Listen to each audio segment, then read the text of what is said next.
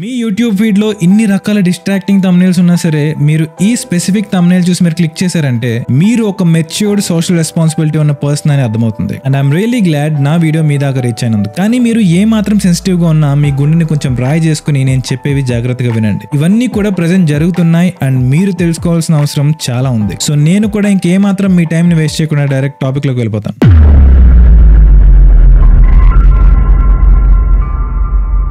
Begging mafia ఇది one of the biggest organised crime network. Almost every town and cities లో ఉంటుంది. కానీ దీని గురించి స్పెసిఫిక్ గా మాట్లాడే వాళ్ళు చాలా తక్కువ మంది ఉన్నారు. అసలు ఈ బెగ్గింగ్ మాఫియా అంటే ఏంటి, దీన్ని ఎలా నడుపుతారు అని చెప్పే ముందు ఫస్ట్ మీకు ఒక సినారియో చెప్తాను.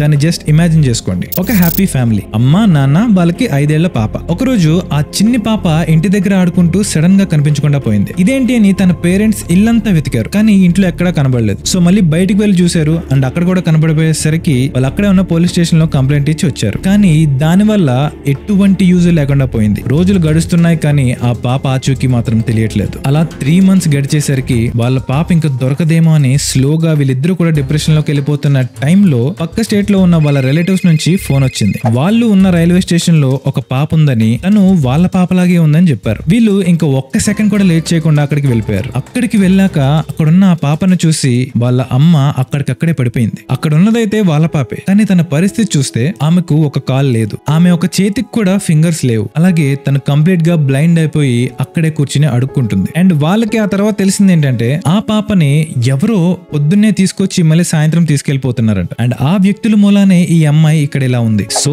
ఈ సిచ్యువేషన్ లో ఉన్న ఆ పాప పరిస్థితి అలాగే ఆ పేరెంట్స్ పరిస్థితి ఎలా ఉంటుంది? ఇలాంటి సిచ్యువేషన్స్ ఏ తల్లిదండ్రులకి లేదా పిల్లలకి రాకూడదు. కానీ నిజానికి ఇలాంటి కేసెస్ రోజు చాలా కామన్ గా జరుగుతూ ఉంటాయి. మన ఇండియాలోనే ఎవ్రీ ఇయర్ నియర్లీ 1,00,000 మంది పిల్లలు మిస్ అవుతున్నారు. అండ్ వీళ్ళలో ఎక్కువ శాతం మైనర్ అమ్మాయిలే ఉంటున్నారు. ఇంకెలా మిస్సింగ్ కంప్లైంట్స్ వచ్చిన తర్వాత పోలీసులు కూడా అతి కష్టం మీద పట్టుకున్నప్పటికీ చాలా తక్కువ మంది ఎలాగైతే మిస్ అయ్యారో అలా వెనక్కి తిరిగి వస్తున్నారు. కానీ మాక్సిమం మిస్ అయి తిరిగి వచ్చిన వాళ్ళలో చాలా మంది నేను ఇందాక చెప్పిన దానిలో ఆ పాప ఏ పరిస్థితిలో తిరిగి వచ్చిందో అలానే వస్తున్నారు. అండ్ ఇలాంటి న్యూస్ చాలా సెన్సిటివ్ కాబట్టి అన్ని కేసెస్ ని కూడా న్యూస్ ఛానల్స్ కవర్ చేయవు. వీళ్ళు కేవలం కొన్ని హైలైట్ అయిన కేసెస్ ని మాత్రమే చూపిస్తారు. ఎందుకంటే జరిగే వాటి అన్నిటి గురించి మాట్లాడాలంటే ఇంకా 24/7 ఈ న్యూసే ఉంటుంది. అండ్ నిజానికి స్టిల్ ఇంకా దొరకని మిస్సింగ్ చిల్డ్రన్ అఫీషియల్ రికార్డ్స్ ప్రకారం 40,313 మంది ఉన్నారు. అండ్ ఇందులో కూడా నేను చెప్పినట్టు మైనర్ అమ్మాయిలు ఎక్కువ ఉన్నారు. అండ్ వీళ్ళందరూ ఇప్పుడు ఎలా ఉన్నారు, వీళ్ళ పరిస్థితి ఏంటి, ఇవన్నీ కూడా ఎవరికి తెలియదు. నిజానికి వీళ్ళందరూ కూడా ర్యాండమ్ గా మిస్ అయిన వాళ్ళు కాదు. వీళ్ళని ప్లాన్ ప్రకారమే ట్రాప్ చేసి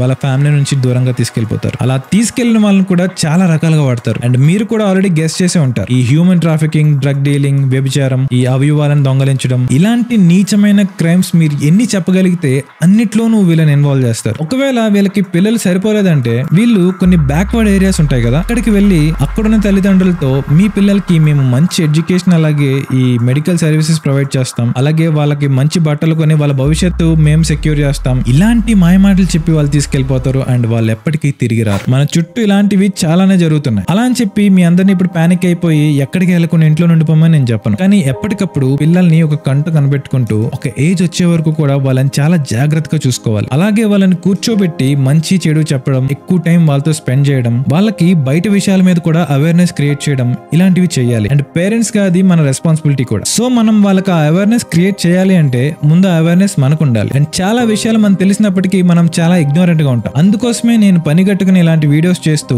నేను తెలుసుకునే ఎన్నో విషయాలని మీకు కూడా చెప్పే ప్రయత్నం చేస్తున్నాను. సో దట్ దీని ద్వారా అయినా మీకు మళ్ళీ అవన్నీ గుర్తొచ్చి జాగ్రత్త పడతారని. సో ఇంక ఈ విషయాన్ని పక్కన పెడితే అసలు వీళ్ళు దీన్ని ఎలా ఈ నెట్వర్క్ ని రన్ చేస్తారో మనం ఇప్పుడు చూద్దాం. బేసిక్ గా అడుక్కునే వాళ్ళలో 2 రకాలు ఉంటారు. జెన్యూన్ గా పని చేయలేక అలాగే ఏ సపోర్ట్ లేక తప్పనిసరి పరిస్థితుల్లో అడుక్కునే వాళ్ళు, అలాగే పని చేసుకునే ఎబిలిటీ ఉన్న ఈజీ మనీ అని చెప్పి అడుక్కునే వాళ్ళు. ఈ 2 టైప్స్ ఆఫ్ బెగ్గర్స్ దగ్గరికి కూడా ఆ క్రిమినల్ నెట్వర్క్ నుండి ఒక రిక్రూటర్ వస్తాడు. వీళ్ళని అతని కింద పనిచేయమని, అలా చేస్తే వాళ్ళు ఉండడానికి ఒక ఆశ్రయం, తినడానికి తిండి ఇలాంటివి ఇస్తానని, దీనికి బదులుగా వాళ్ళు అడుక్కోగా వచ్చిన డబ్బుల్లో కొంత షేర్ ఇవ్వాలని, అలాగే వీళ్ళు చెప్పే పనులన్నీ కూడా క్వశ్చన్ చేయకుండా చెయ్యాలని అడుగుతారు. ఈ ఆఫర్ ని బెగ్గర్స్ యాక్సెప్ట్ చేస్తే ఫైన్. బట్ ఒకవేళ చేయకపోతే ఈ క్రిమినల్స్ కి ఉన్న ఇన్ఫ్లుయెన్స్ ని వాడి వీళ్ళ మీద ఏదో ఒక తప్పుడు కేసు పెట్టి జైల్లో పెట్టిస్తారు. యాక్చువల్లీ మన కంట్రీలో కూడా ఈ బెగ్గింగ్ రిలేటెడ్ లాస్ క్లియర్ గా లేవు. అండ్ నిజాలు మాట్లాడుకుందాం, వాళ్ళని ఏమన్నా చేసినా క్వశ్చన్ చేసాడు ఆవిడ లేడు. కాబట్టి వీళ్ళని లోపలే పెట్టి టార్చర్ పెట్టించి మళ్ళీ వీళ్ళే విడిపించి ఈసారి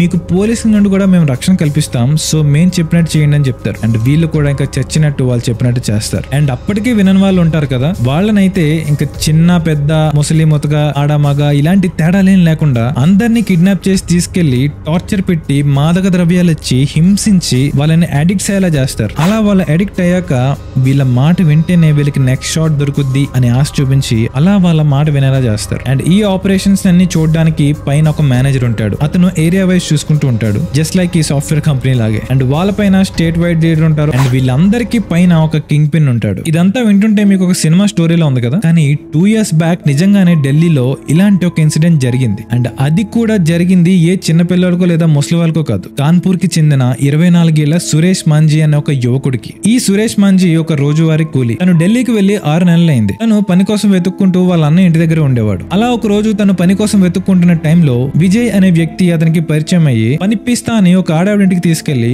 ఫోర్స్ఫుల్ గా డ్రగ్స్ ని ఇంజెక్ట్ చేసి అతని 2 కళ్ళల్లోకి ఏదో ఇంజెక్ట్ చేశాడు. అండ్ ఆ ఇంజెక్షన్ వల్ల సురేష్ పర్మనెంట్ గా బ్లైండ్ అయిపోయాడు. అతని బాడీ అంతా దారుణంగా డ్యామేజ్ చేసి, అంటే లిటరలీ ఐరన్ రాడ్ తో చితక్కొట్టి అతనికి ఫుడ్ పెట్టకుండా ఉంచి చూడగానే ఇతని మీద జాలి వేసేసేలాగా అతన్ని తయారు చేశారు. అండ్ ఇలా తయారు చేసిన సురేష్ ని ఒక ఆమెకు వీళ్ళు 70,000కి అమ్మేశారంట. అండ్ అలా అమ్మిన తర్వాత రాజ్ అనే వ్యక్తి సురేష్ ని హర్యానాకి తీసుకెళ్లి అక్కడ ఒక ప్లేస్ లో వేరే బెగ్గర్స్ తో పాటు కూర్చోబెట్టి అడుక్కునేలా చేశాడు. వీళ్ళందరూ కూడా బక్క చిక్కిపోయేలా ఉండడం కోసం రోజుకి కేవలం 2 చపాతీలు ఇస్తూ రోజు వీళ్ళ బాడీలో ఏదో ఒక కెమికల్ ఇంజెక్ట్ చేస్తూ వీళ్ళని అలాగే నమ్ స్టేట్ లో ఉంచేవారు. సో ఇలా చేస్తూ ఉండడం వల్ల సురేష్ కి సీరియస్ ఇన్ఫెక్షన్ అయింది. సో ఇంకా ఆ తర్వాత తను ఇంక అడుక్కునే పొజిషన్ లో లేకపోవడం వల్ల అతన్ని మళ్ళీ వేరే వాళ్ళకి అమ్మడానికి ట్రై చేశారు. కానీ అతని కండిషన్ చూసి ఎవరు కొనకపోవడం వల్ల అతన్ని కాన్పూర్ కి తీసుకెళ్లి అక్కడ పడేశారు. అండ్ ఇతను కూడా కాన్పూర్ రెసిడెంట్ అవడం వల్ల అక్కడ లోకల్ సహాయంతో తన ఇంటికి చేరుకున్నాడు. అండ్ ఇప్పుడు నేను చెప్పిన విషయాలన్నీ కూడా సురేష్ మాంజీ తను స్వయంగా తన నోటితో చెప్పిన మాటలు. సో ఇలా పోలీసులకి సురేష్ కంప్లైంట్ అవ్వడం జరిగింది.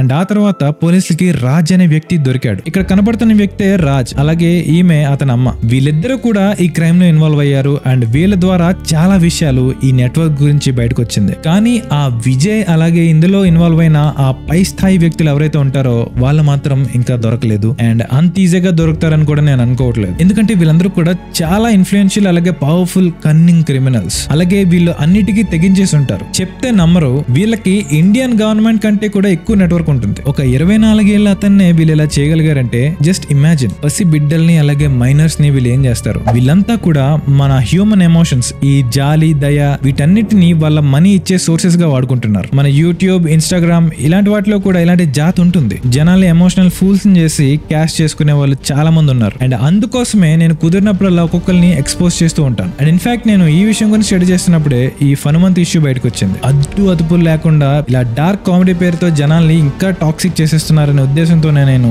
ఆ విషయం మీద రియాక్ట్ అయ్యాను. బికాస్ ఓపెన్ గా యూట్యూబ్ లాంటి ప్లాట్ఫామ్స్ లోనే ఇంతలా ధైర్యంగా మాట్లాడగలుగుతున్నారంటే ఇంకా బయట సొసైటీలో ఎంత దారుణంగా జనాలు ఉన్నారో మీరు ఒకసారి ఆలోచించండి. అండ్ అక్కడికి పోలీసులు ఇలాంటి వాటి మీద నిఘా పెట్టే ఉంచారు. ఇలాంటి మాఫియాలు దొరుకుతూనే ఉన్నాయి, అలాగే సైమల్టేనియస్లీ కొత్తగా పుట్టుకొస్తూనే ఉన్నాయి. అండ్ దీన్ని కంప్లీట్ గా స్టాప్ చేయడం అనేది కూడా ఇంపాసిబుల్. ఈ క్రిమినల్స్ అనే వాళ్ళు కొత్త ప్లాన్స్ తో ఎప్పుడు ముందుకు వస్తూనే ఉంటారు. కావాలంటే మన ఛానల్లోనే చూడండి, క్రైమ్ సిరీస్ అనే ప్లేలిస్ట్ ఉంటుంది. అండ్ అందులో ఉన్న వీడియోస్ చూస్తే మీకే అర్థమవుతుంది జనాలు ఎంత ఘోరంగా ఉన్నారో, మనం ఎటువంటి జనాల మధ్య బ్రతుకుతున్నామని. మన దేశం అనే కాదు, ఎక్కడ చూసినా ఇలాంటి యాక్టివిటీస్ జరుగుతూనే ఉంటాయి. మంచి వాళ్ళు ఎంతమంది ఉన్నారో చెడ్డవాళ్ళు వాళ్ళకి డబుల్ ఉన్నారు. అందుకనే ఎప్పటికప్పుడు అలర్ట్ గా ఉంటూ అందరూ సేఫ్ గా ఉండండి. ఈ సొసైటీని నెక్స్ట్ జనరేషన్ కోసం ఒక బెటర్ ప్లేస్ గా తయారు చేయడానికి మన వంతు ప్రయత్నం మనం చేద్దాం. And thanks for watching. See you in the next video.